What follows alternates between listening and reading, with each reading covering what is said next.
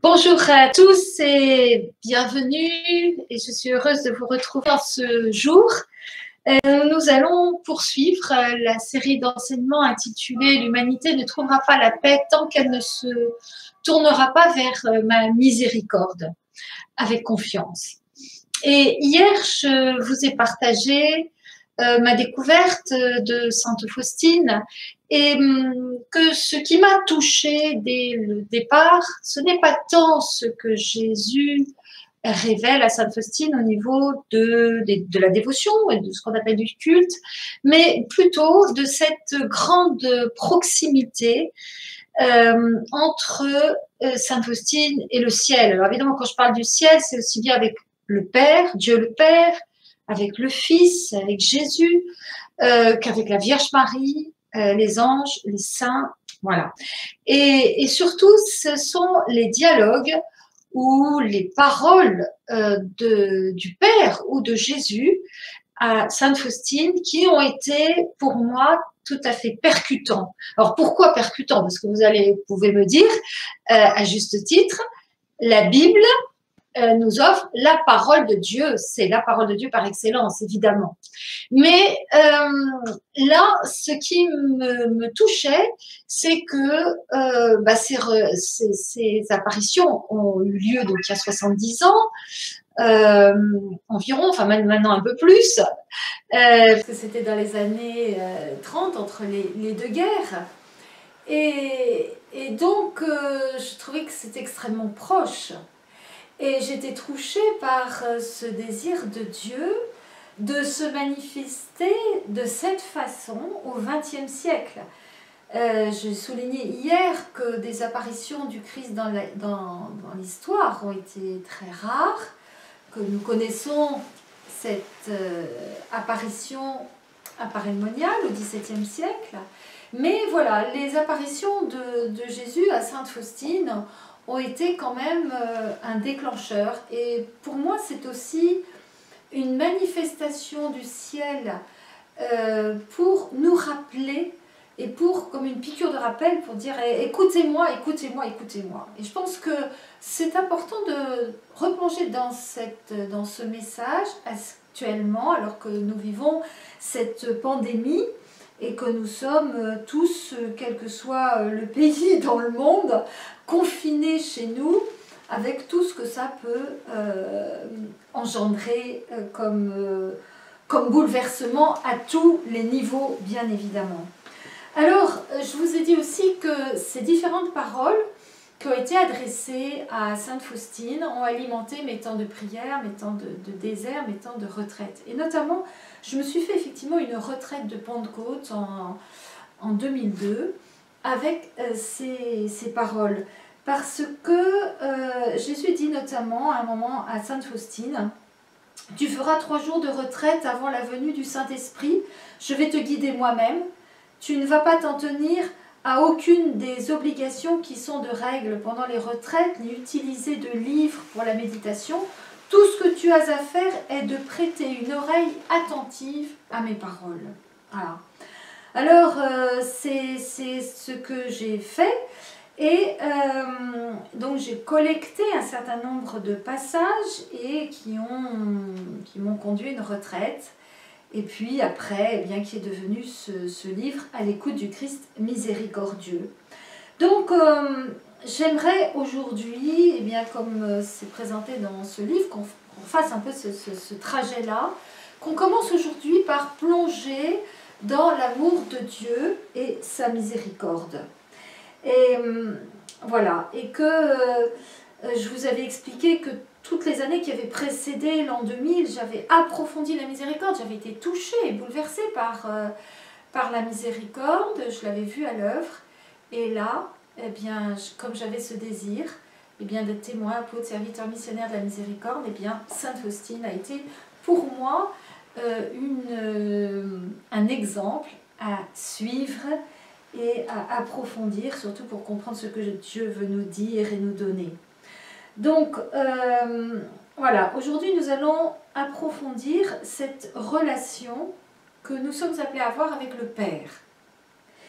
Et pour cela, je voudrais que l'on commence par écouter cette parole est issue du petit journal où il est écrit ceci, écoutez bien.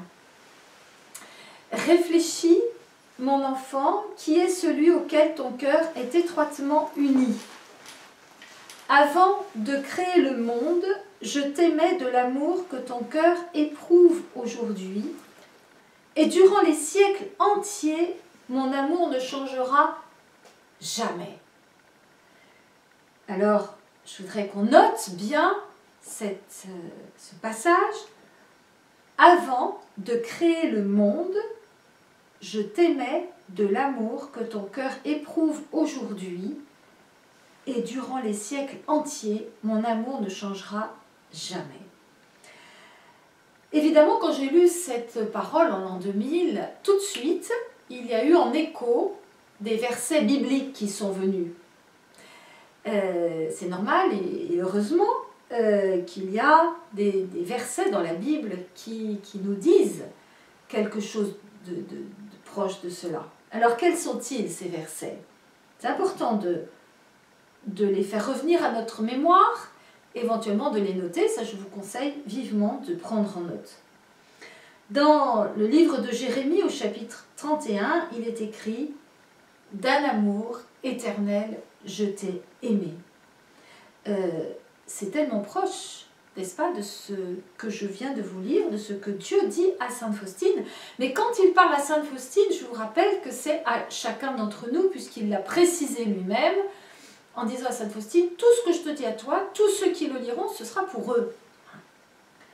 Donc, d'un amour éternel, je t'ai aimé, avant de créer le monde, je t'aimais de l'amour que ton cœur éprouve aujourd'hui, durant les siècles entiers, mon amour ne changera jamais. Alors, un autre dans Jérémie également, chapitre 1, verset 5, avant de te façonner dans le sein maternel, dès les entrailles maternelles, pardon, excusez-moi, il y a deux qui se mélangent. Donc Jérémie 1, avant de te façonner dans le sein maternel, je te connaissais. Avant que tu ne sortes de son ventre, je t'ai consacré. Voilà, avant de créer le monde, eh bien, je t'aimais. C'est ça. Ensuite, dans Isaïe, au chapitre 49, verset 1, le Seigneur m'a appelé dès le sein maternel, dès les entrailles maternelles, il a prononcé mon nom. Voilà, donc, eh bien, c'est important de revenir à ces paroles pour reprendre conscience de cet amour du Père, de cet amour d'élection que le Père nous porte à chacun. Voilà, il nous a choisis depuis toute éternité, comme dit saint Paul aux Éphésiens. C'est-à-dire que nous sommes dans son cœur, nous sommes dans le plan de Dieu, et depuis toute éternité. C'est un amour d'élection qui repose sur chacun de nous. Dieu n'est pas, je dirais, un Dieu lointain que l'on pourrait imaginer indifférent, bien au-dessus de toutes les préoccupations humaines, peut-être hautain, peut-être suffisant, je ne sais pas, dédaigneux, je ne sais pas quoi. Non, le Père pose sur chacun de nous un regard d'élection, un amour d'élection. Il porte sur chacun de nous un regard de Père. Et donc j'aimerais insister sur cet amour de Père qu'il porte à chacun de nous. D'abord, continuons de scruter la parole de Dieu dans la première épître de Saint Jean. Il est écrit « Il nous a aimés le premier ». C'est très important de bien entendre et considérer ce verset et de comprendre ce qu'il veut nous dire. Il nous a aimés le premier. Ce qui veut dire que il ne nous aime pas à cause de nos bonnes œuvres. Il ne nous aime pas parce que, je dirais, on fait tout bien comme il faut dans la foi. Voilà. Non, il n'est pas, voilà, on ne va pas être légaliste, il nous aime.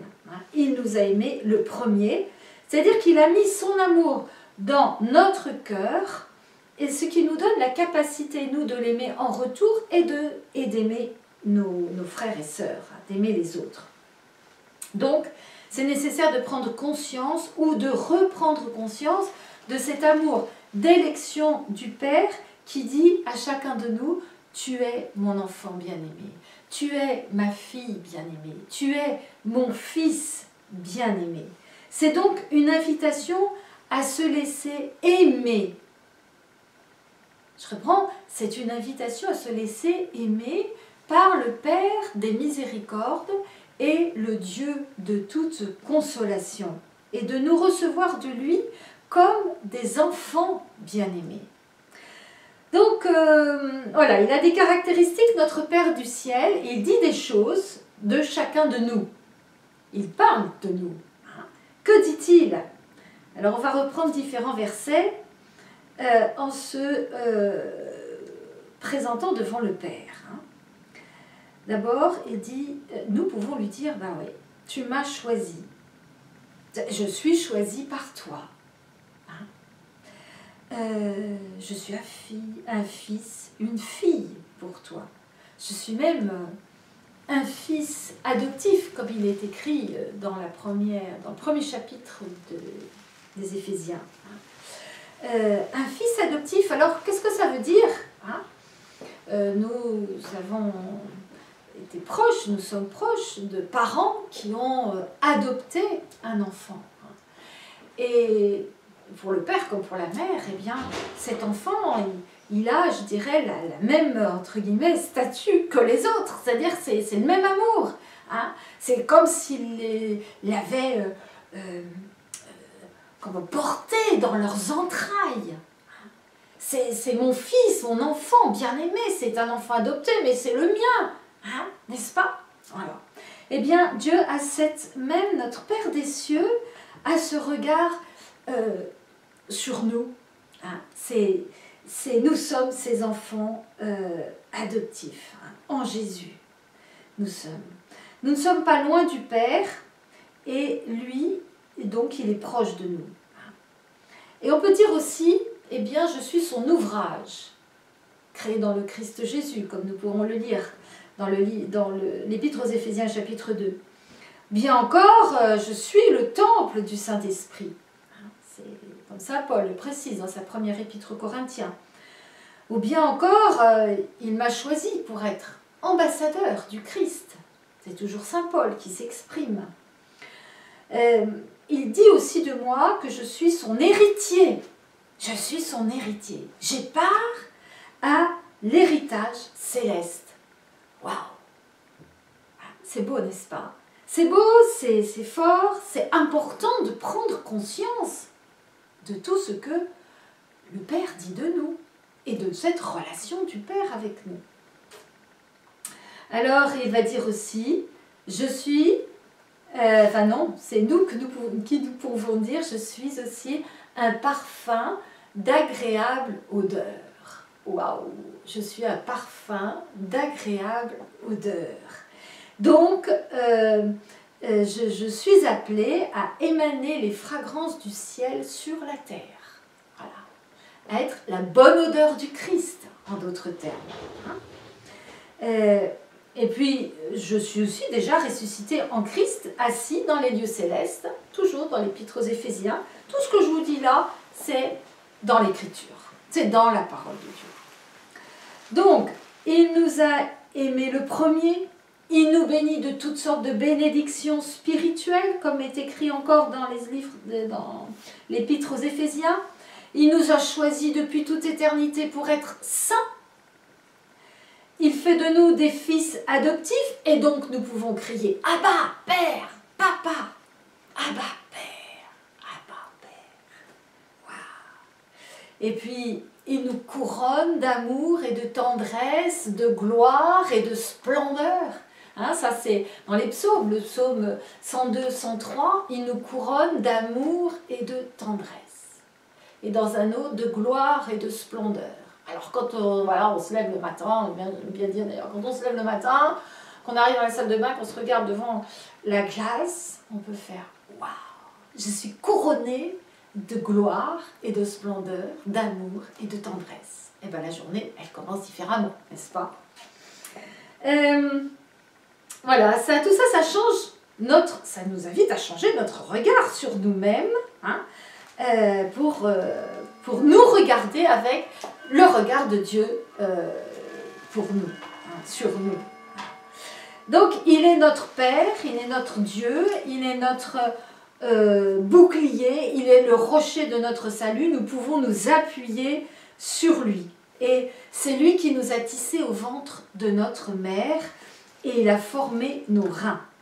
C'est donc lui, enfin, qui nous a choisis, comme dit Jésus, nous a établis, pour que nous allions, pour que nous portions du fruit, un fruit qui demeure, et que nous puissions ainsi demander au Père, au nom de Jésus, tout ce que nous avons à demander, et il le donne.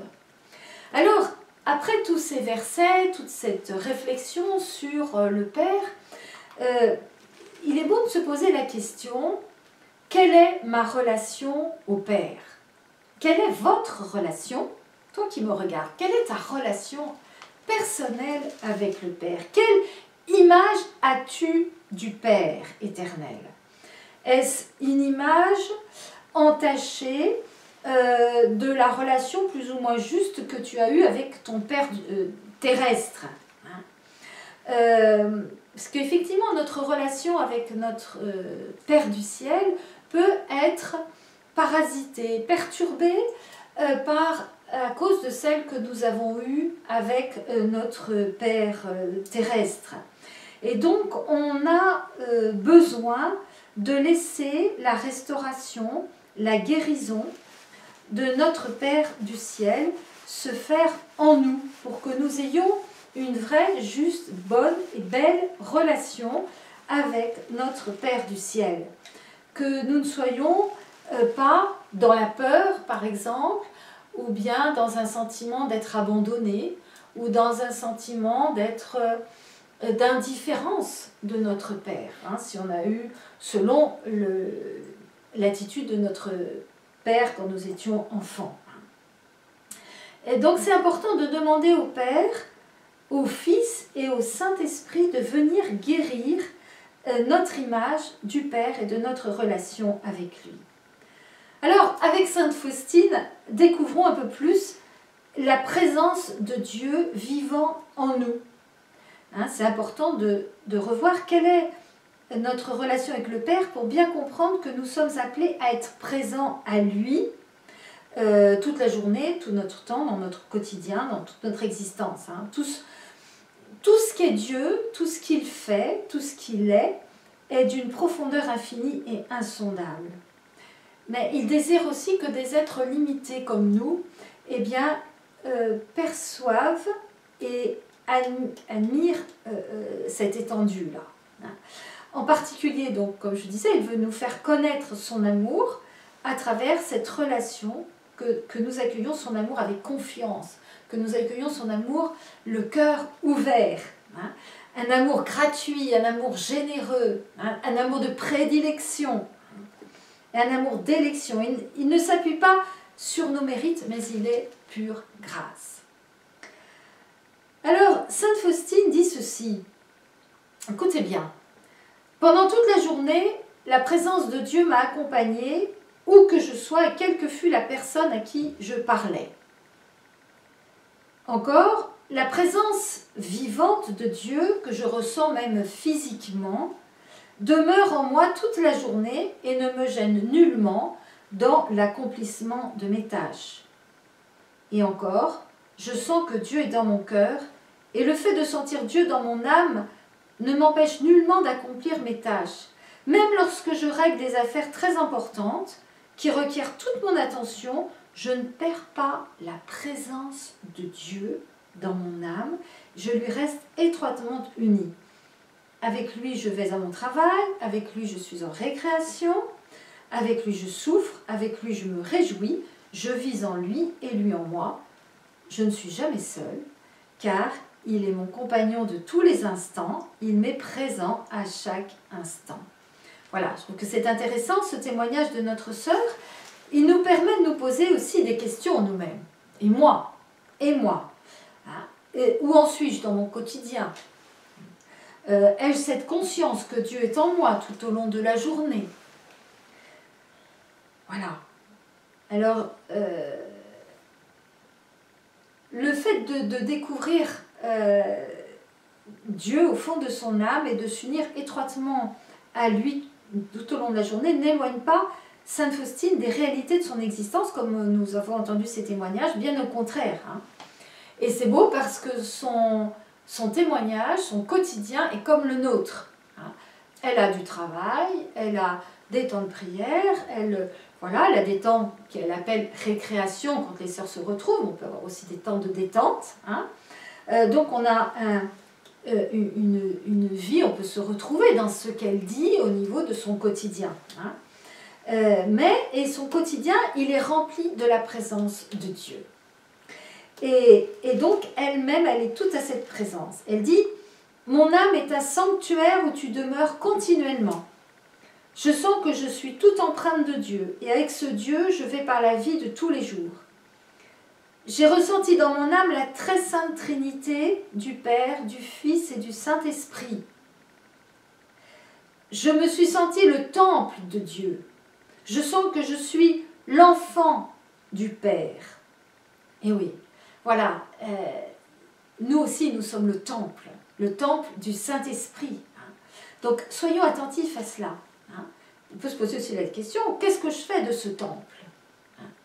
Voilà, est-ce que j'ai conscience que je suis le temple du Saint-Esprit et alors, voilà, qu'est-ce que je fais dans mon quotidien? Est-ce que tout est bien ajusté à ce temple du Saint-Esprit que je suis?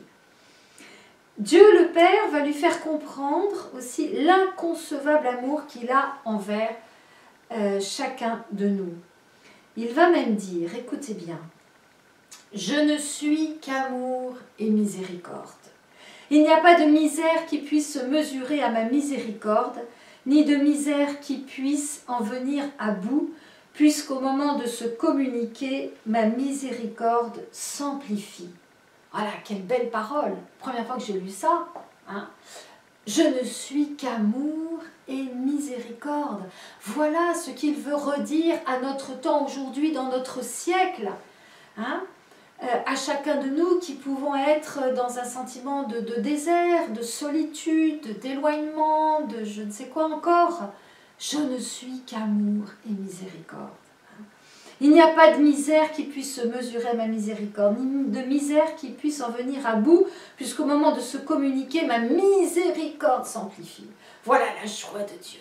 C'est de développer, d'amplifier sa miséricorde pour que, quelle que soit la personne, sa misère, sa souffrance, eh bien, il puisse lui donner si elle a le cœur ouvert. Hein. Donc ça aussi, hein, c'est un témoignage pour nous. Avoir conscience de la présence de Dieu et de son amour. Prendre conscience de l'amour et de la miséricorde de Dieu pour moi, pour toi, qui est derrière ton écran. Et elle dit, quel paradis habite l'âme lorsque le cœur sent qu'il est tellement aimé de Dieu. Le paradis habite l'âme. Le paradis habite l'âme quand il sent qu'il est tellement aimé de Dieu. Est-ce que vous entendez, est-ce que vous réalisez ce que ça veut dire? Hein? Et donc elle a le désir d'y répondre et elle dit, l'amour, encore une fois l'amour de Dieu, il n'y a rien qui lui soit supérieur, ni au ciel, ni sur la terre. La plus grande grandeur, c'est d'aimer Dieu. Tout ce qui est grand et beau est en Dieu. En dehors de Dieu, il n'y a ni beauté, ni grandeur. En dehors de Dieu, il n'y a ni beauté, ni grandeur. Donc c'est intéressant aussi de se poser la question, et moi, qu'est-ce que je recherche au quotidien? Est-ce que je recherche la beauté, la grandeur, hein, voilà, mais de Dieu, hein, qui est enraciné en Dieu? Hein. On peut apprécier la beauté d'une peinture, par exemple, on peut apprécier la beauté d'un paysage, on peut apprécier de belles choses, hein, et qui nous renvoient à Dieu, hein, qui nous invite à la louange, qui nous invite à contempler, puisque j'ai dû préciser hier que la beauté de la création, par exemple, eh bien, nous renvoie à la beauté de Dieu, bien qu'imparfaitement. Mais voilà. Donc, où vais-je poser mes yeux, hein? Qu'est-ce que je recherche, voilà.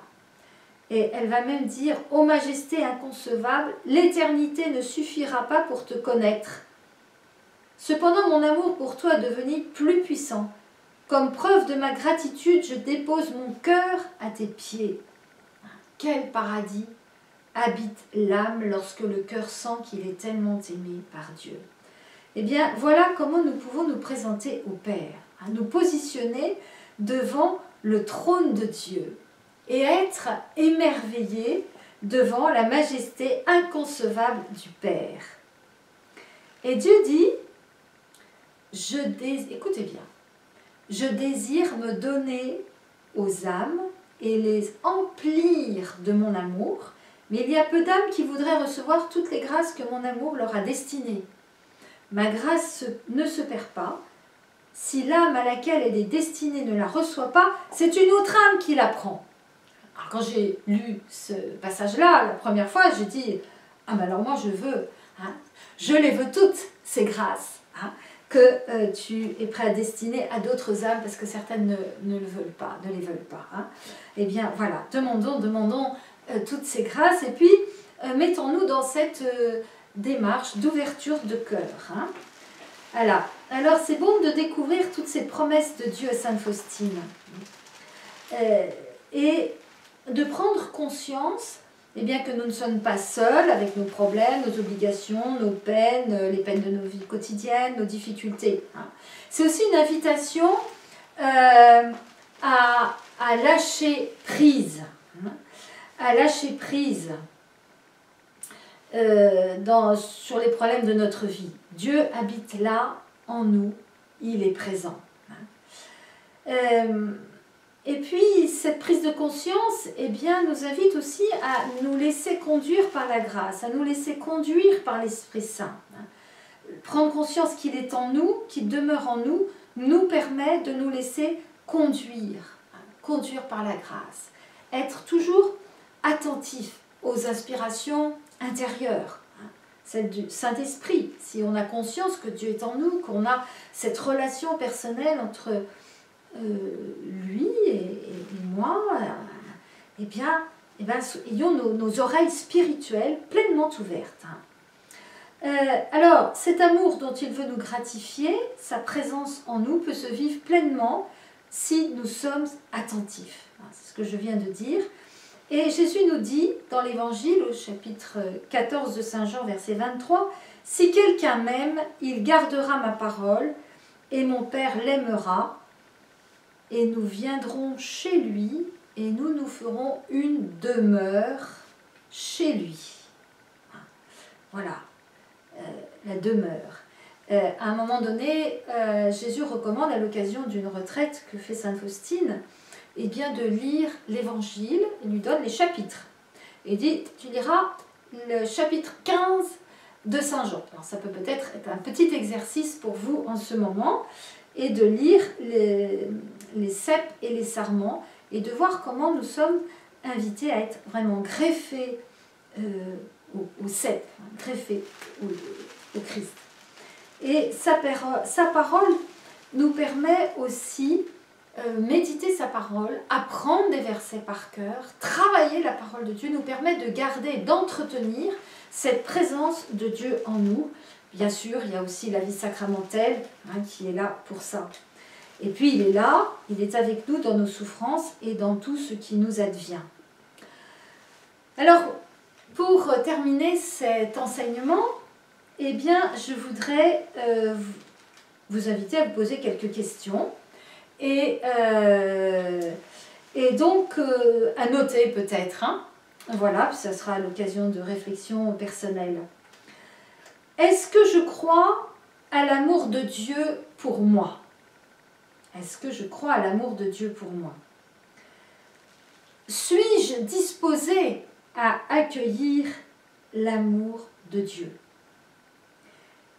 Qu'est-ce qui dans ma vie a besoin d'être transformé ou guéri peut-être pour mieux répondre à l'amour de Dieu? Et là, eh bien, il y a peut-être, à la suite de cette question, des obstacles qui peuvent se présenter, qui sont des véritables freins. Eh bien, nous les verrons demain, hein, dans l'enseignement sur la confiance. Oui. Alors, voilà, l'enseignement prend fin. Nous allons avoir d'ici 15 minutes l'heure de la miséricorde, tous ensemble. Donc, on vous invite, il va y avoir une interruption et puis on va reprendre le live tout de suite après. Alors avant, bien, je vous invite à cliquer sur le bouton s'abonner si vous ne l'avez pas déjà fait. Ça nous aide au niveau technique. Alors soyez bénis en grande communion. À tout à l'heure pour l'heure de la miséricorde, ce soir pour le chapelet médité à 20h40 et puis demain on se retrouve pour la suite de l'enseignement. Amen. Soyez bénis.